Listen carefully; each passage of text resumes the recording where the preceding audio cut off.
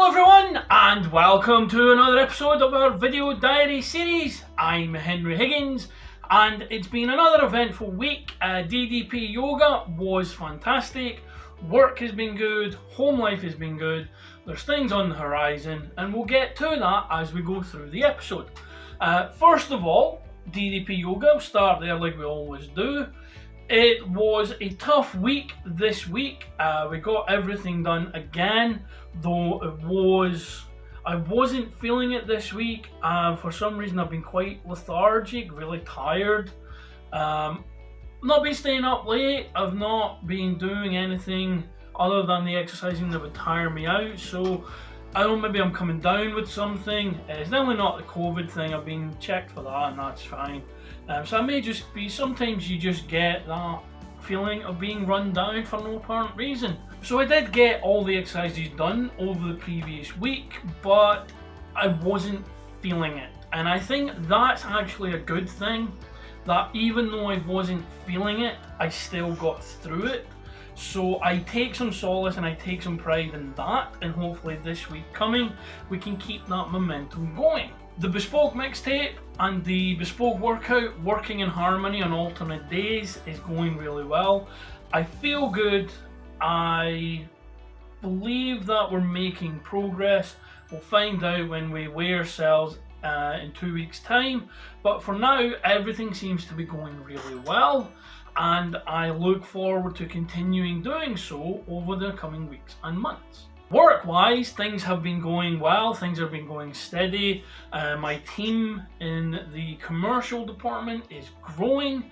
The company is looking forward as we hopefully are coming out of the worst of the pandemic. There is some fears that we're going to be getting a massive second wave. Individual, more localized lockdowns are being put in effect. Stricter guidelines are now being enforced in Wales, where I live. From Monday, shops, you're going to have to wear a mask in every shop. That's going to be mandatory now. And I still, at this point in time, I still can't believe there are people out there who are genuinely refusing to wear masks on principle. It's disgusting that these people are happy to endanger others simply to stroke their own ego, and that needs to stop, and hopefully the enforcement of these guidelines will push that forward. Wearing a mask isn't hard.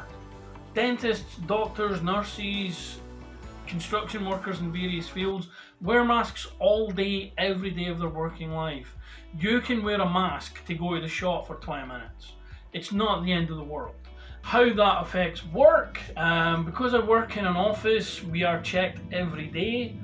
Do not need to wear a mask in the office simply due to the work that we're doing, but everyone is checked as they come into the building, and everyone is checked halfway through the day and when we leave. So there's checks there constantly to make sure nothing is going on with regards to anyone possibly having any infections, and it's worked so far and that will continue to do so. As we go into the end of 2020, the company is looking forward to 2021. There are plenty of things in place and it's an exciting time. I'm hoping that 2021 is going to be what we hoped 2020 would be. So many people were optimistic at the end of 2019 that 2020 was going to be our year. 2020 has been no one's year. But hopefully when we go to 2021, Trump won't be president, the pandemic will hopefully be behind us, or at least on its way to being behind us. Vaccines will hopefully be readily available, and everyone can start to see genuine light at the end of the tunnel. Closer to home, Josh is here this weekend. He's currently in his bedroom playing online games with his friends. We've had a fun weekend. We went a couple of walks. He's playing Pokemon Go again, so getting the walk around, he can get to do his chasing his Pokemons, while I get some nice exercise just going a walk around town. That's been a fun thing. We also watched the 1997 Royal Rumble today. I feel he's at an age now where we can go back and watch the Attitude Era stuff. So we watched the Royal Rumble 1997 and the Fatal 4-Way pay-per-view main event. We're going to watch Bret Hart versus Steve Austin at WrestleMania 13. We're going to watch Bret Hart versus Shawn Michaels at SummerSlam. Shawn Michaels versus Undertaker at Ground Zero and Bad Blood. The Survivor Series 97 Montreal Double Cross. Then we're going to jump to the 1998 Royal Rumble and just start watching the Attitude Era stuff from there, watching the Raws and the pay-per-views. Not everything, we will skip some of the more banal stuff, but we will watch the main stuff like the Rise of Austin, the Rise of The Rock, turn of Undertaker into the corporate ministry, various other things leading up to what was the boom period for wrestling, which still hasn't been talked to this day. One of the things that was interesting is when we were watching the 97 Rumble is that Steve Austin and The Rock, then Rocky Maivia, came out to no reaction whatsoever. The crowd made virtually no noise when Austin came out. They were even more silent for The Rock, and they only really picked up when Bret Hart came out to face Steve Austin. So that was interesting because 2 years later, both Austin and Rock would headline WrestleMania, and they are still the only people to have had 3 WrestleMania matches against each other. So that's a very interesting dynamic, and it's proof actually that you shouldn't write someone off now because they're not getting a reaction, because you need to give them time to grow into that reaction. If you were looking at the Royal Rumble 97 in a vacuum, you would never say that those two guys were going to be the biggest and most over stars of that era, if not ever. And you would never have said that Rocky Maivia would be the biggest movie star in history. So never judge a book by their first cover. Allow them to grow, allow them to become superstars. Put that into today's product and just let the characters have time to become and fulfill their full potential.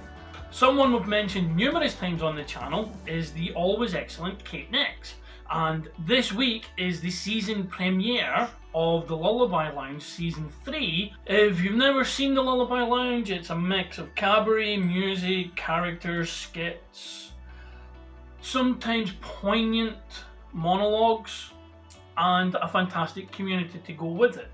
Details will be in the description below as to when the season premiere will air and how you can view it. Please take your time. If you've never experienced the lounge, go to the YouTube channel, which will also be linked below, to see some of the previous episodes from season 2. Get yourself up to speed on that. You'll be able to see the intro for season 3 on her channel as well, and then join in all the fun from this Tuesday. Being in the UK, there is obviously time zone issues with the Lullaby Lounge on the Tuesday being quite late. For us, it's like 1 o'clock in the morning UK time. So for those in that kind of time zone, there is also a replay every Thursday. Has been Thursday for the previous seasons. I'm going to assume it's a Thursday for this season, where you can re-watch the previous episode with the community, and Kate Nix is usually in there as well. And it's a fantastic experience all round. Tuesdays live, Thursday replay. Set your calendars, tune in, give it a go. And if you do like what you see, there'll be links to her music on her streams where you can go and download her songs from Bandcamp. She does some wonderful songs, both serious and fun, and I guarantee you that there'll be something for you to enjoy. Video game wise, I've started playing Outlast 2. I'm just at the beginning, I'm enjoying it so far, quite atmospheric, but I am itching for a new third person open world game. I know that The Last of Us 2 is out there, but I'm biding my time for that. I'm thinking I'm going to wait until the PlayStation 5 comes out and then buy the remastered version for that. And I was looking through my library of games, and in there was Mad Max. And Mad Max is a fantastic game. I absolutely adore the Mad Max game. And then it got me thinking, Max Payne. I love the Max Payne games as well. Max Payne 3 is one of my favourites. And it's been 8 years since that game and we've never gone back to the character. That then got me thinking of a what if amalgamation of Mad Max Payne. They are both cops who had their wife and child killed, and they're both called Max. So there is enough to work with there to amalgamate them both. So imagine Max Payne in the Interceptor, in the Black on Black, and imagine that as an open world game. So because Max Payne's games have never really been open world. They've always been quite linear. You can roam around, but they've always been quite linear and scripted in the sense of how they work. Whereas the Mad Max game was an open world game, as you expect, with areas and challenges and different things. So imagine a Mad Max game, but with Max Payne and the sensibilities of that. And that made me come up with Mad Max Payne. And I came up with a mock cover, as you can see here. So it's just a concept. It would be lovely if Rockstar Games, Avalanche Studios and Warner Brother Games got together and made this. I know they won't, it's obviously fantasy, but a boy can dream. And I would love for there to be a new Mad Max game or a new Max Payne game. If they could do this combo, I'd be over the moon, but I know they won't. But please, Rockstar, Warner Brothers, give us a new Mad Max game, give us a new Max Payne game, make us happy. Those games were excellent, and we, as gamers, need more of that. Movie-wise, Tenet's out now, New Mutants is out now. However, Black Widow's due to come out, that may be delayed again. Wonder Woman 84 has been delayed. Sony has also announced that their movies are going to be delayed. So that's Spider-Man 3, Morbius and Venom 2.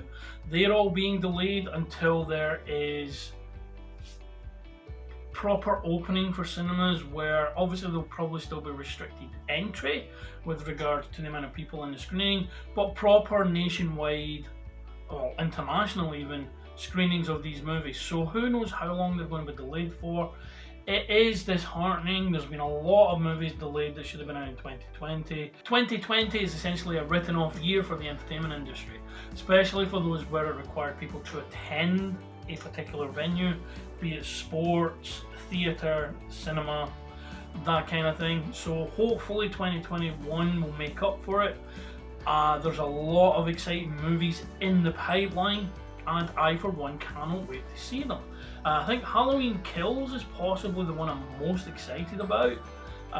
Obviously, anyone who knows the channel knows that the comic book movies are obviously very exciting. Wonder Woman, Carnage, Venom, Spider-Man, MCU, DCAU, Justice League. So many great superhero movies, the Suicide Squad. All of these things look fantastic.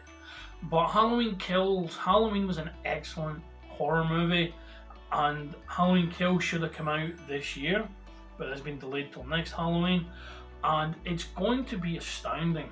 I genuinely believe they are going to knock it out of the park. As a direct follow-up to 2018's Halloween, it has the potential to be amazing, and it has the potential, if I ever do one, to make movies of the decade for the 2020s. However, for the moment, Segway City, the movies of the decade for the 2010s is ongoing. Currently on the channel is 2011. We did 2010 the week before with Scott Pilgrim coming out on top there. And on Monday, the 2012 episode is going to go up. And I think it will surprise you with what movie comes out on top on that. But to find out, you'll have to tune in. So be prepared for that countdown. Be ready to tune in 8 o'clock Monday, 8 o'clock UK time Monday for 2012, and we'll see which movie joins Scott Pilgrim and the winner of 2011 in the grand finale, where we crown the movie of the decade. Also, look out, there'll be details coming soon. There's going to be a competition on the channel. The good people at Fetch Media, who provide me with review copies of WWE DVDs. Hasn't been any in a while. The network has kind of killed that market to a degree. However, sometimes with the DVDs, even though the content is on the network, they have them in the one place. You don't have to go and look things up and skip and search, they're all there. So what they've done is they have given me to review the Attitude Era set. So it's Attitude Era Volume 1, 2 and 3, along with some trading cards, and the review is going to be done. I actually have the sets individually from previous reviews. This is the release where all the volumes are going to be together. And with the current set, one lucky viewer will win the DVD collection of the Attitude Era volumes 1, 2 and 3, along with the trading cards, which you can see up to my right here. Details of the competition and how to enter will be coming to the channel soon, so look out for that.